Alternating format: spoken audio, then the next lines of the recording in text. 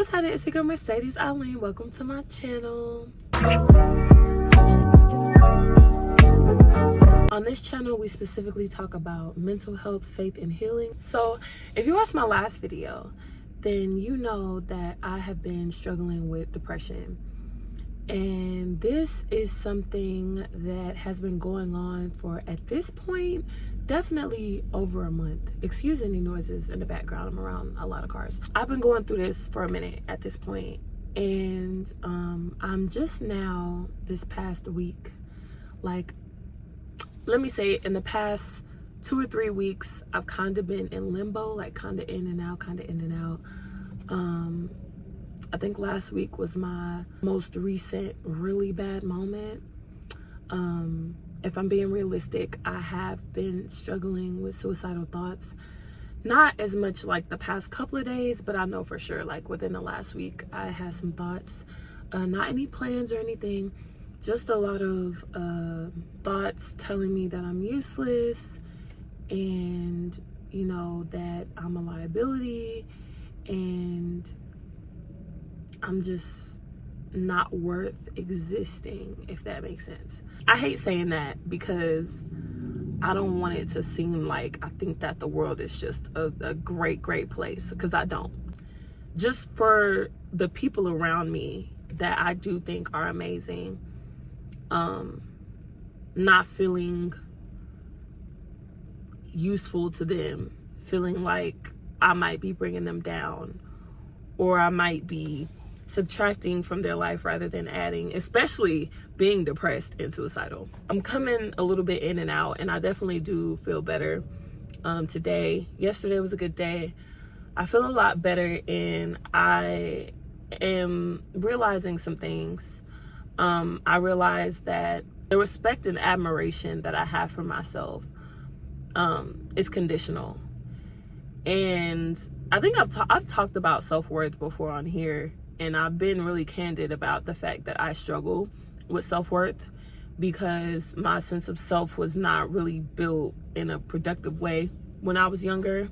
So as an adult, I struggle with self-worth and validating myself outside of the construct of what I'm supposed to be like. I realized that despite being neurodivergent, despite having bipolar disorder, ADHD, and generalized anxiety disorder, I hold myself to a neurotypical standard, which neurotypical people aren't even always able to do.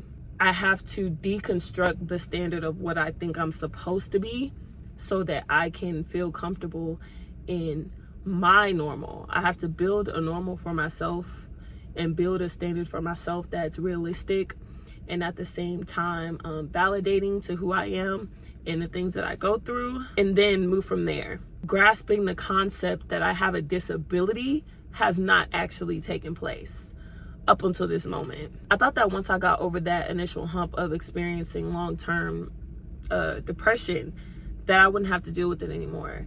And I was sadly mistaken. So I may have explained it in the video that I made right before this, but all in all, what happened, if I could put it into terms for a person who doesn't struggle with depression to understand, is that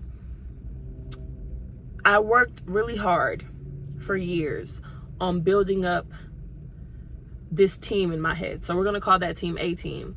In the depression, that team is called B team, right?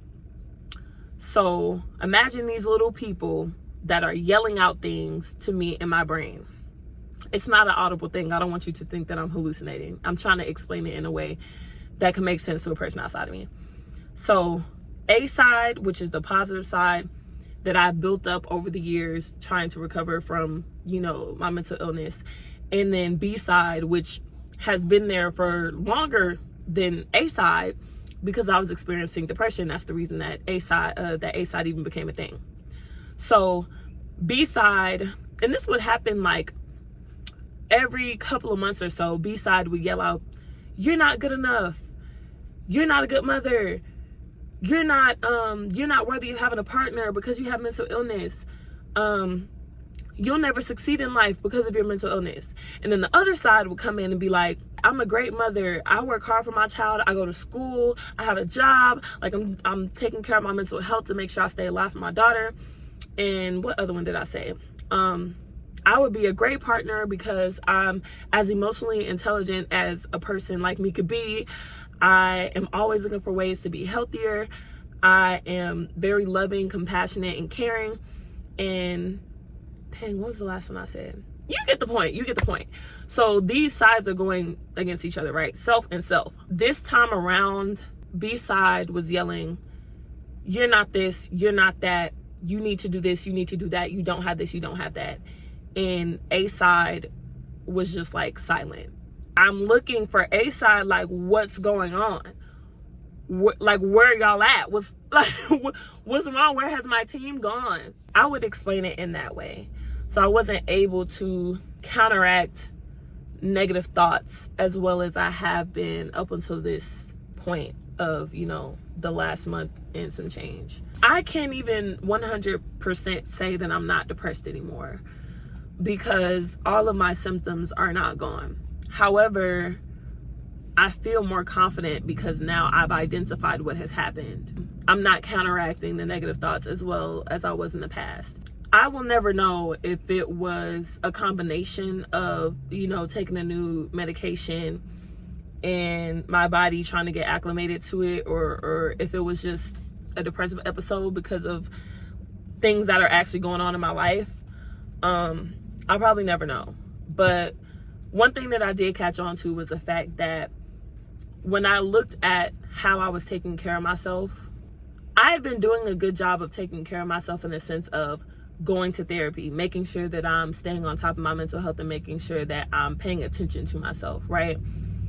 One thing that me and my therapist talked about that I never actually addressed was the fact that I lacked self-care practices. And so when I was going to work, going to school, being a mom, all full time, right? Her dad isn't here. I can't go drop her off on every other weekend. Like, that's not the experience that I have. He lives in a completely different state. So I'm a full-time mother. Like, when she's with somebody else, it's because they're babysitting, and I'm on a time limit, okay? So I realized that I really struggled to relax and to take time out and really just not have to worry about that. So when someone's babysitting my child, I'm still thinking about things that I have to do before I have my child again, because when I have her, I'm not going to be able to do these things. Ever since I've had my baby, it's been a constant rush of like, what can I get done while she's not with me? And then when she's with me, it's like, okay, how am I going to do this? How am I going to do that? And I'm struggling to do everything. And so I was pretty much in a constant state of anxiety.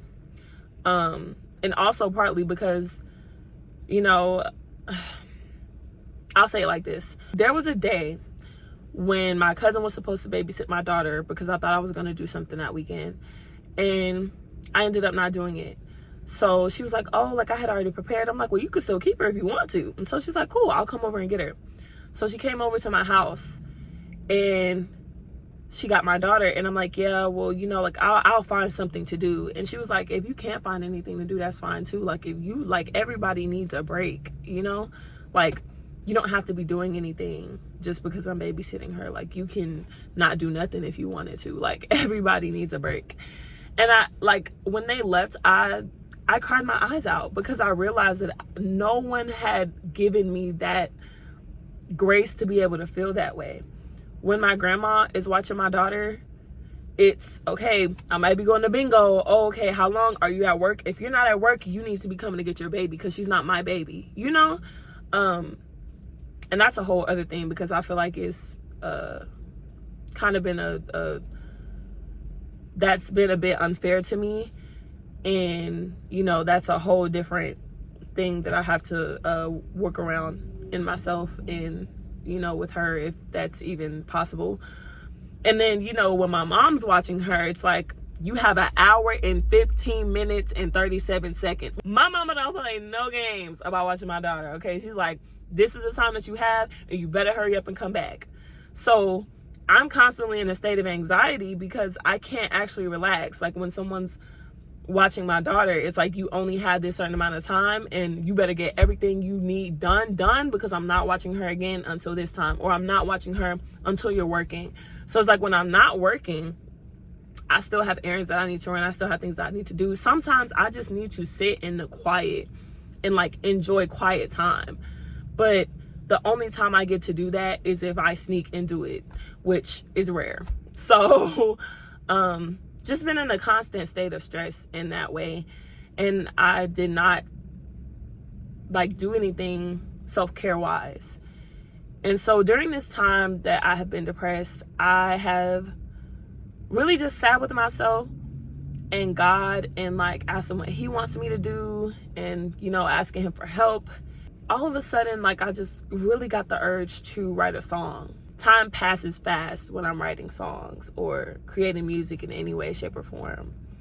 So I started doing that, and before I knew it, while my daughter was at home, with a lot of interruptions, I was able to like make a little quick song with BandLab. It's like nothing crazy, but I thought it was a really beautiful concept. And then I started thinking, well, you know, maybe I can take like any extra money that I have and like put it towards music, because that's always come natural to me. And I made music in the past and people loved it, and people are always asking me like, you know, are you still singing? Are you still making music? And the answer was no, because I was going to school, I was being a mom, I was working full time. There's no space for music in that. So during this time, I've been able to just tend to that part of me. And I realized that for a long time I was creatively blocked because I was spreading myself so thin in other areas and not really pampering myself, I guess you could say. Because for me, making music is pampering. Like that is a privilege. I just went on BandLab and made a little song. I'm gonna put a link in the description down below of my song, and let me know how it sounds if you want to comment on the video. It's just another channel called Mercedes Eileen Sings, because I know I really like doing this. Like, I like sitting here talking about real things, but I also love music, and I know that some people don't love both. So I want to have it to where, you know, a person can get one thing and not be annoyed by the other thing popping up, like, I don't want to see this, because I know that happens with me. Like, some people, I'll watch a certain type of content that they make and then they put a blog up and I'll be like, I do not feel like watching that. Like, you know, some things I just don't watch, and blogs are one of those things. And some people don't like talking about mental health. Some people don't want to hear me talk, and I completely understand that. So go listen to my music. To be able to be creative, honestly, it feels really good. And I think that it's been a way that I've been able to pour into myself as of recent, like in these last couple weeks that I've been writing and creating. And that's why I'm able to make this video now, because I feel better, because I've been writing songs and making music and it feels good. And I'm very passionate about it. Like, it's my favorite thing to do on earth, honestly. We'll see, child. But I thank you so much for tuning into this video. I hope that you could get something out of it and that you enjoyed it. And yeah, I'll see you in the next one. Be blessed.